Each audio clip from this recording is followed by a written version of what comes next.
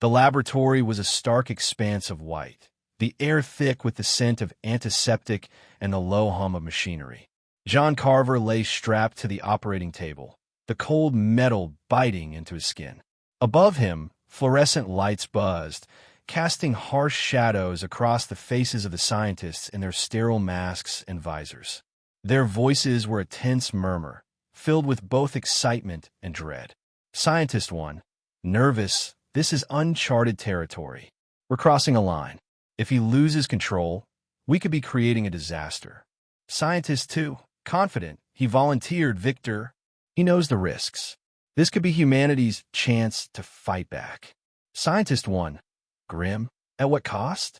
Turning a man into a weapon? What if he's no longer human? Jon's voice, weak from sedatives, but steady with resolve, cut through their debate. His eyes, half open, stared at the ceiling. I know what I'm signing up for. I've seen the wars, the bodies, the kids who will never grow up. If this can stop it, then do it. Make me whatever you need to protect them. The scientists exchanged uneasy glances. Scientist 2 stepped closer, checking a monitor. Jon, are you absolutely sure? Once we start, there's no going back. You might not be you anymore. Jon's lips curled into a faint, bitter smile. I haven't been me since the first bomb fell. If this makes me a monster, fine, as long as I'm their monster. Scientist 1 sighed, adjusting his visor. All right, let's proceed. The procedure began. Jon felt the sting of needles, a cold fire spreading through his veins. Machines whirred to life, their beeps accelerating as data flashed across screens. His body convulsed as energy surged through him, rewriting his very core. Pain seared every nerve, but he gritted his teeth, focusing on the faces of those he'd lost. His sister's laugh, his squad's last stand. He had to do this. For them. Time blurred. Hours or minutes, it didn't matter. Finally, the machines quieted, and the room fell silent except for the steady beep of monitors. Scientist 2, relieved, it's done. Vital signs are stable. Jon opened his eyes, and the world was sharper. Colors burned brighter, sounds were clearer. He could hear the scientists' heartbeats, smell their sweat beneath the antiseptic. His vision caught a faint glow in his own eyes, an unnatural light that sent a chill down his spine. He sat up, the restraints snapping like paper under his new strength. Looking at his hands, he saw them steady, powerful. He flexed his fingers, feeling a surge of energy, alien yet familiar. Jon, whispering, what am I now? Still human, or something else? Scientist 1, cautious. Jon, how do you feel? He stood, his legs like coiled springs, testing a strength that felt limitless. I feel alive, stronger than ever, but I'm scared. What if I'm not me anymore? What if I'm a monster? Scientist 2, reassuring. You're still Jon Carver. Just enhanced. But we need to be careful. If others find out, they might not understand. They might see you as a threat. Jon nodded, the weight of secrecy settling over him like a heavy cloak. He caught his reflection in a nearby monitor. His eyes glowed faintly, a stark reminder of what he'd become. He turned away, a knot of unease tightening in his chest. He'd made his choice to save humanity, but now he had to live with it and hide it from the world. Jon Carver stood in the middle of the dusty training ground on Zyron 9, wiping sweat from his brow. The twin suns beat down mercilessly, but he barely noticed. His students, a ragtag group of colonial kids, were learning how to start a fire with flint and steel. It was a basic skill, but essential for survival on a frontier world like this. All right, who can tell me why we need to know this? Jon asked, scanning the faces. A young girl raised her hand. Because technology can fail, and we need to be self-reliant. Jon nodded. Exactly. Now show me. As the kids practiced, a holographic projector buzzed to life beside him. The image of a stern woman in an IPA uniform materialized. Jon Carver, we need you. Jon sighed, recognizing the insignia. I'm retired, remember? Find someone else. The situation has changed. We have a mission that requires your unique skills. Jon's jaw tightened. I'm not interested. The woman's eyes narrowed. This isn't a request. It's an order. And if you refuse, we might have to disclose certain details about your past. Jon's blood ran cold. They knew. Of course they did. He had thought he could escape it, but the IPA always had leverage. Fine, he growled. What's the mission?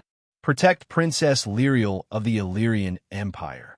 She's being targeted by the Mind Tyrants. You'll escort her to safety. Jon's mind raced. The Mind Tyrants were more than just enemies. They were a plague on the mind, capable of bending wills and shattering identities. They didn't invade with ships or armies. They infiltrated thoughts, turning friends into foes with a whisper. Their power was especially devastating to the Illyrians, whose telepathic nature made them particularly vulnerable to such mental assaults.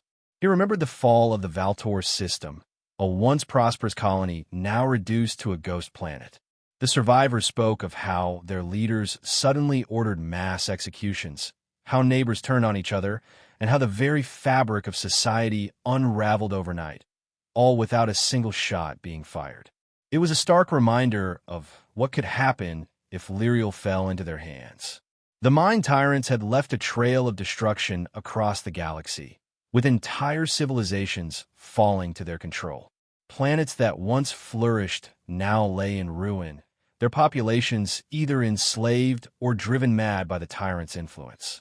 The mere mention of their name was enough to instill fear in even the bravest warriors. When do I leave? Now. A few hours later, Jon found himself aboard the Aurora, a sleek interstellar cruiser. As he made his way to the briefing room, he noticed a flickering light panel.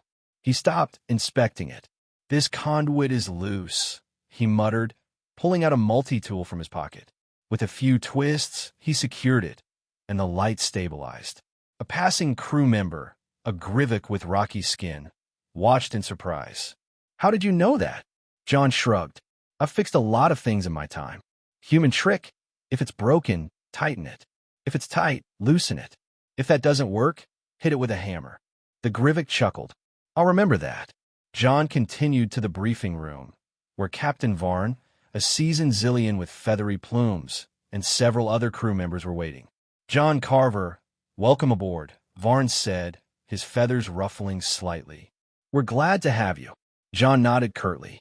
Where's the princess? She's in her quarters. We'll introduce you shortly. First, let's go over the mission parameters. Varn brought up a holographic display showing the galaxy map. The Mind Tyrants have been expanding their influence, targeting key figures who oppose them. Princess Lirael is one such target. She possesses knowledge of an ancient weapon that could turn the tide against them. Jon raised an eyebrow. An ancient weapon? Sounds like a fairy tale. Varn's eyes sharpened. It's very real, Mr. Carver, and very dangerous. Our job is to get her to the IPA safe house on Nexus Prime before the Mind Tyrants can intercept her. Jon studied the map. The route was full of possible attacks. What kind of security do we have? The Aurora is equipped with the latest defensive systems, and we have a crack team. But the Mind Tyrants are unpredictable. They don't just fight with ships, they fight with minds. Varn's expression grew grave. Lirael is the last person who knows the location of this ancient weapon. If the Mind Tyrants capture her, they could twist it to their will, and that would mean the end of freedom for every species in the galaxy. Jon felt the weight of those words. It wasn't just about one life. It was about the fate of many. Just then, the door slid open, and Princess Lirael entered. She was striking, with silver hair that cascaded like a waterfall and eyes that seemed to pierce through him. So, you my protector, she said, her voice melodic but firm. Jon inclined his head. Jon Carver, at your service, Your Highness. She smiled faintly. Let's skip the formalities. We're going to be spending a lot of time together, I suspect. Jon couldn't help but return the smile, though it felt rusty on his lips. All right, Lirael, but don't expect me to curtsy. She laughed, a sound like bells. I wouldn't dream of it. As they left the briefing room, Jon couldn't shake the feeling that this mission was going to be more complicated than he thought. Not just because of the Mind Tyrants, but because of the secrets he carried, secrets that could unravel everything if revealed. As they walked through the corridor, Lirael's demeanor shifted, becoming more serious. You should know, Jon, the mind tyrants are not to be underestimated. I've seen their handiwork. Entire crews turned against each other, planets falling into chaos overnight. They don't just kill, they destroy souls. Jon nodded solemnly. I've heard the stories, but hearing and seeing are different. I'll do my best to make sure you don't have to face them. She gave him a small, appreciative smile. Thank you. Later, as they continued, Lirael turned to him. I've heard about humans. You're from a death world, aren't you? That must make you resilient. Jon chuckled. Resilient is one way to put it. We're stubborn, too. Comes with the territory. Lirael tilted her head. Stubbornness can be a virtue, especially when facing adversity. Jon shrugged. Or it can get you killed. Depends on how you use it. They reached her quarters, and she paused at the door. I hope you'll use it wisely, Jon Carver. Our lives may depend on it. With that, she entered, leaving Jon to ponder her words. The Aurora hummed through the void, its sleek corridors alive with the soft buzz of machinery and the chatter of its diverse crew. Jon Carver, a man who'd once sworn off heroics, found himself navigating a new kind of battlefield, one of trust, connection, and secrets. Beside him was Princess Lirael, her presence both a duty and a puzzle he was only beginning to unravel. As they journeyed toward Nexus Prime, their shared moments began to bridge the gap between their worlds, even as shadows of betrayal loomed. Observation Deck. The observation deck was a haven of quiet, its wide windows framing a dazzling array of stars. Jon and Lirael stood together, the vastness of space stretching before them like an unspoken promise. It's beautiful, Lirael said, her voice barely above a whisper. The stars, they're like memories, each one holding a story from eons past. Jon nodded, his hands in his pockets. Yeah, it's a sight. On Earth, we look up at the sky and wonder if anyone was out there. Now, I'm standing next to an alien princess, so I guess we got our answer. Lirael's lips curved into a smile, her silver hair catching the starlight. And what did you think when you learned about other species? Jon chuckled, leaning against the railing. Terrified, mostly. We had stories, some about friendly aliens, others about invaders. You're definitely not the invading type, though. Her laughter was light, like a breeze. I'll take that as a compliment. Tell me about Earth. What's it like? Jon thought for a moment, his gaze distant. It's a lot. Blue oceans, green forests, deserts that stretch forever. But it's also chaotic, cities packed with people, air thick with smog in places. We've got a history of fighting, building, destroying, then building again. It's messy, but it's home. Lirael's eyes softened. You miss it. Parts of it, Jon admitted. The people mostly. Family, friends, war took them. But Earth keeps going, you know. We're stubborn like that. I'm sorry, Lirael said, her voice gentle. Loss is universal, isn't it? Jon glanced at her, surprised by her understanding. Yeah, it is. What about Illyria? What's your world like?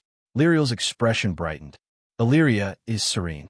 We live in harmony, connected through telepathy. It's rare to feel alone, even in silence. But the mind tyrants, they threaten that. They can shatter our minds, turn our connections against us. Jon's jaw tightened. Sounds like they're a nightmare. They are, she said quietly. But maybe humans, with your stubbornness, can help us fight them. Jon smirked. Stubborn's my middle name. Lirael laughed again, the sound easing the tension. I think I like that name. Jon's quarters.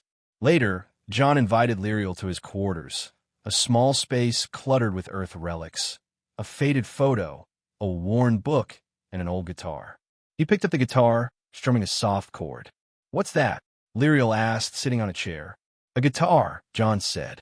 For music. You wanted to hear something human, right? There's a song called Amazing Grace. It's old, but it's special. He began to play, his fingers coaxing a gentle melody from the strings. His voice, rough but earnest, filled the room. Asterisk, Amazing Grace, how sweet the sound. That saved a wretch like me. I once was lost, but now I'm found. Was blind, but now I see. Asterisk. When he finished, Lirael's eyes were bright with emotion. That's beautiful.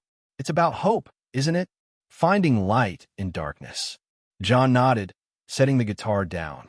Yeah, It's been sung for centuries. Funerals, celebrations, protests. It's about never giving up, no matter how bad things get.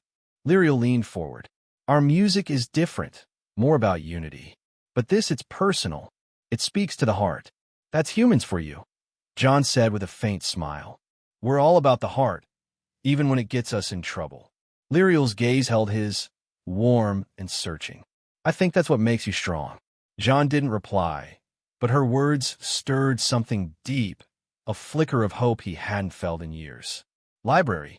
The next day, Lirael led Jon to the ship's library, a quiet space lined with holographic archives. It's my turn to teach, she said. Telepathy is natural for Illyrians, but humans can learn it with practice. Jon raised an eyebrow. You sure about that? My head's not exactly built for mind reading. She smiled. You're adaptable. Start by clearing your mind. Focus on one thought, something vivid. Jon closed his eyes, picturing a sunset over Earth's mountains, the sky ablaze with orange and pink. He opened his eyes, meeting Lirael's gaze. Now, send it to me, she said. Jon concentrated, willing her to see the image. After a moment, Lirael gasped. I see it. Mountains, a fiery sky. It's stunning. Jon blinked. You saw that? Yes, she said, excited. For first try, that's incredible. Pride swelled in Jon's chest. Not bad, huh? They practiced more, Lirael guiding him through sending images and short phrases. By the end, Jon was exhausted but exhilarated. You're a natural, Lirael said, touching his arm. Telepathy builds trust. It's intimate. Jon's smile faded slightly. Trust was a luxury he couldn't afford, not with his secret. But he nodded, savoring the moment. Mess hall. In the mess hall, Jon and Lirael shared a meal, the crew's chatter a lively backdrop. Lirael poked at her plate. What's this? Spaghetti, Jon said, twirling some pasta. Earth food. Try it. She took a bite, chewing slowly. It's interesting. Very textured. Jon laughed. That's one way to put it. Let's try something else. Earth slang. Say cool. Cool, Lirael said, mimicking his tone. Now, that's cool, Jon prompted. That's cool, she repeated, grinning. Perfect. Next, chill. Means relax. Chill, she said, then tried. You need to chill, Jon. Jon burst out laughing. You're a natural. When Captain Varn passed by, Lirael called out, Hey, Captain, your uniform is cool. Varn paused, his feathers ruffling. Pardon? Jon stifled a laugh. She means it looks good, Captain. Varn nodded, bemused, and walked away. Lirael whispered, Did I mess up? Nah, you nailed it, Jon said. He's just not used to human lingo. Their laughter drew smiles from the crew, a rare moment of lightness in their tense journey. Engineering section. The Aurora trembled as alarms blared through its sleek corridors. Red lights flashed, and the crew scrambled to their stations. Jon Carver stood on the bridge, his heart racing as he watched the viewscreen. Dark, jagged ships emerged from hyperspace, their hulls glinting like obsidian under the starlight. Mind tyrants. Their presence sent a chill down his spine, a reminder of the nightmare Lirael had described. Creatures that could twist minds and turn allies into enemies with a thought. Captain Varn's feathers bristled as he barked orders. Shields up. Prepare for evasive maneuvers. Lirael, standing beside Jon, gripped the railing, her silver hair catching the red glow of the alarms. They're here for me, she whispered, her voice steady but laced with fear. Jon met her gaze, his jaw tight. Not on my watch. Before he could say more, a piercing hum filled the air, like 1,000 voices whispering at once. Crew members clutched their heads, some collapsing, their eyes vacant. The mind tyrants were attacking, not with weapons but with their minds. Jon felt a pressure in his skull, like fingers probing his thoughts, but it faded fast. His enhanced brain, a product of those long-ago experiments, held firm. Jon, they're taking control, Lirael cried, pointing to a crew member who turned, his face blank, and lunged at Varn with a wrench. Jon moved in a blur, tackling the man to the ground before he could strike. Captain, seal the bridge. We can't let them get in here. Varn nodded, slamming his hand on a panel to lock the doors. But the chaos was spreading. Through the view screen, Jon saw smaller tyrant ships closing in, their boarding pods latching onto the Aurora's hull like parasites. "We've got boarders," a crew member shouted. Jon turned to Lirael. "Stay close. We're getting you to safety." She nodded, her eyes fierce. "I'm with you." They ran through the corridors, dodging sparks and debris as the ship rocked from impacts. Jon's senses were razor-sharp. Every sound, every movement registered in an instant. He led Lirael toward the secure vault in the ship's core, a last-ditch safe room. But as they rounded a corner, they froze. A group of crew members blocked the way, their eyes glowing with an eerie green light, puppets of the mine tyrants. "Jon!" Lirael's voice wavered. He stepped in front of her, his fists clenched. "Stay back." The controlled crew charged, wielding tools and pipes. Jon moved like a storm, his enhanced strength and speed overwhelming them. He knocked one aside with a single punch, ducked a swinging pipe, and swept another's legs out from under him. But more were coming, and he heard a guttural hiss from the shadows. Mine tyrants themselves, their tall, gaunt forms slinking forward, eyes blazing. "Lirael, run!" Jon shouted, shoving her toward a side passage. "Get to the vault." "I'm not leaving you," she yelled back, grabbing a fallen stun baton. Jon's heart swelled, but there was no time to argue. A tyrant lunged, its claw-like hands reaching for him. He dodged, feeling the air crackle with its mental energy. The pressure in his mind returned, stronger now, but he pushed it back, focusing on the fight. He grabbed a loose panel from the wall and swung it like a bat, smashing the tyrant's head. It staggered, but another took its place. He couldn't keep this up forever. Lirael was fighting bravely, stunning a controlled crew member, but she was no match for the tyrants. Jon's eyes darted to a control box on the wall, part of the ship's emergency defenses. An idea sparked. "Lirael, cover me," he called, sprinting to the box.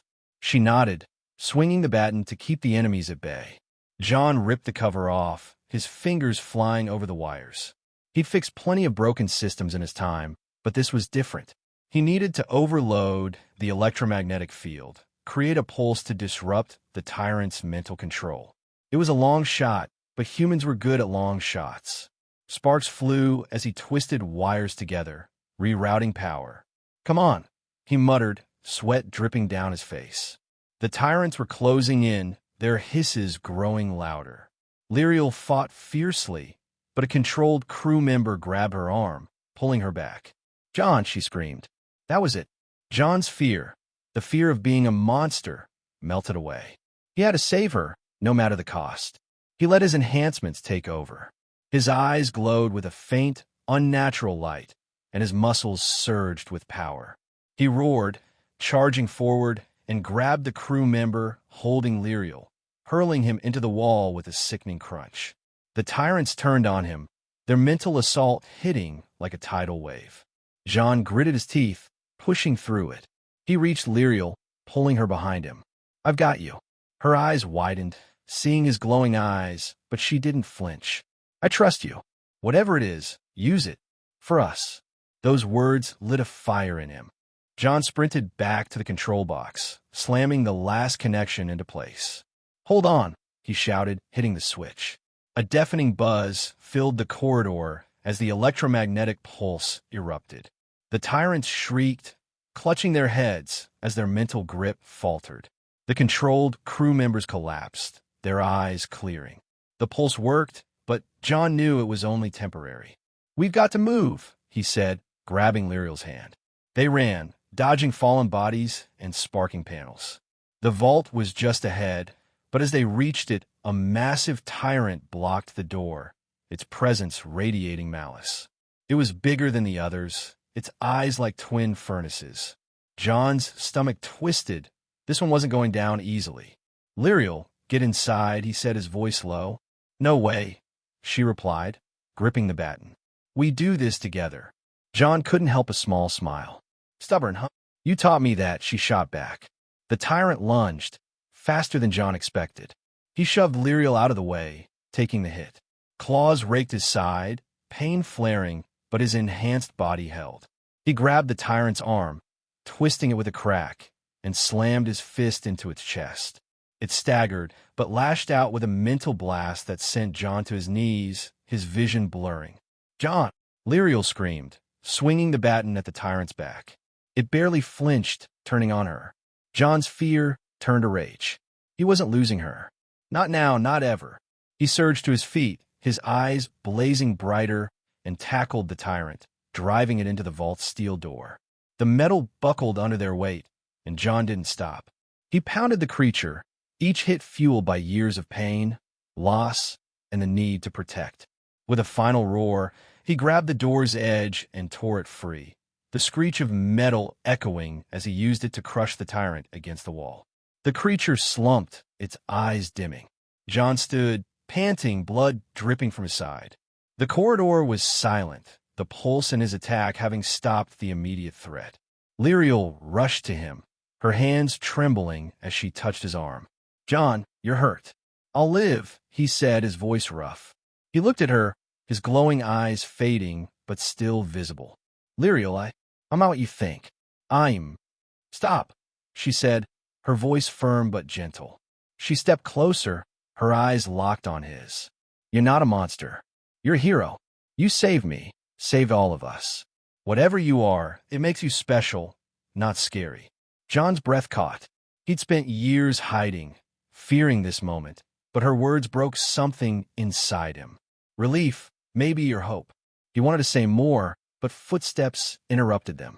Captain Varn and a few crew members approached, their faces a mix of awe and unease. "Carver, what the hell was that?" Varn asked, his feathers twitching. "Your eyes, that strength." Jon tensed, but Lirael stepped forward. "He saved us, Captain. That's what matters." Varn hesitated, then nodded. "We're not out of danger yet. The tyrant's ships are retreating, but we need to regroup. Carver, get to medical." Jon nodded, but as they walked, he noticed the crew's whispers. "Did you see him?" one said. "He tore that door like it was paper." Another muttered, "What is he?" Lirael squeezed his hand, her touch grounding him. "Ignore them," she said softly. "We'll figure this out together." Jon managed a faint smile, but the weight of his exposed secrets settled over him. The fight was over, but a new battle was coming, one of trust, truth, and what it meant to be human. The Aurora was quieter now, its corridors still scarred from the battle with the mind tyrants. The hum of the engines felt like a heartbeat, steady but fragile. Jon Carver sat in the briefing room, his side bandaged from the fight, facing a panel of IPA officials and the ship's senior crew. Their eyes, some curious, some wary, bore into him. His secret was out, and the weight of it pressed harder than any wound. Captain Varn stood at the head of the table, his feathers calm, but his voice firm. "Mr. Carver, your actions saved this ship and Princess Lirael. But we need answers. What you did, no human should be capable of that." Jon's jaw tightened. He glanced at Lirael, who sat beside him, her silver hair catching the soft light. Her presence was a lifeline, but even that couldn't ease the knot in his chest. "I'm still human," he said, his voice low, "just enhanced. A long time ago, I made a choice to protect people. That's all you need to know." An IPA officer, a stern woman with a crisp uniform, leaned forward. "Enhanced how? You tore through steel like it was paper. You resisted the mind tyrant's control. If we're to trust you, we need details." Jon's hands clenched under the table. Trust. That word felt like a trap. Before he could respond, Lirael spoke, her voice clear and unwavering. "What you need to know is that Jon risked everything to save us. He's not a weapon or a threat. He's a man who made a choice, a human choice, to put others first." The room went quiet. Varn's feathers twitched, and even the IPA officers seemed taken aback. Jon looked at Lirael, gratitude flickering in his eyes. She didn't just defend him, she saw him. Grivik, the rocky-skinned crew member who'd once called Jon weak, shifted in his seat. "I saw him fight," he said gruffly. "He took down those monsters when none of us could. Whatever he is, he's on our side." Jon blinked, surprised. Grivik's words weren't exactly a hug, but they were close enough for a guy made of stone. The IPA officer frowned, unconvinced. That may be, but abilities like his could be dangerous if misused. The IPA will need to investigate further. Mr. Carver, you'll be under observation until we reach Nexus Prime. Jon's stomach sank. Observation. A polite word for control. He'd been here before. Labs, tests, people deciding what he was. But before he could argue, Lirael stood, her eyes flashing. If you want to investigate anyone, start with the mind tyrants. Jon's the reason we're still here. Treat him like a hero, not a prisoner. Varn raised a hand, his tone diplomatic. Enough. We'll discuss this later. For now, we focus on getting to Nexus Prime. Dismissed. As the room cleared, Jon stayed seated, his mind racing. Lirael lingered, her hand brushing his shoulder. You okay? She asked softly. He managed a half-smile. Been better. I thought I could keep this buried. Now everyone's looking at me like I'm a bomb about to go off. She sat beside him, her gaze steady. Not everyone. I see you, Jon. Not the enhancements, not the strength, you. The man who sang to me, who taught me to stay cool. The man who saved my life. Jon's throat tightened. Her words cut through the fear, the doubt, like a blade. Thanks, he said, his voice rough. I don't want to lose this. You, the crew, the chance to be more than a weapon. You won't, she said, her hand finding his. We'll face this together. Later, they walked to the observation deck, the stars stretching out like a promise. The galaxy felt bigger now, full of possibilities and dangers. Jon leaned against the railing, Lirael beside him, their shoulders almost touching. What's next for you? She asked. After we reach Nexus Prime? Jon thought for a moment, his eyes on the stars. I used to think I'd just hide, keep my head down, but now, I want to make a difference. For Earth, for you, for all of us. Humans have a knack for turning messes into something good. Maybe I can help with that. Lirael smiled, her eyes bright. I believe you will. Illyria could use that kind of hope. So could the galaxy. He chuckled, the sound lighter than he'd felt in days. Hope, huh? That's a tall order.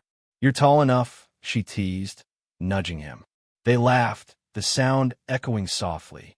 For a moment, the weight of the universe lifted, and it was just them, two people dreaming under the stars. Back in the mess hall, the crew's mood was shifting. Jon noticed it in the small things. A nod from a crew member, a quiet thanks from another. Even Grivik, polishing his tools, gave Jon a grunt that felt almost friendly. The whispers hadn't stopped, but they were changing, less fear and more wonder.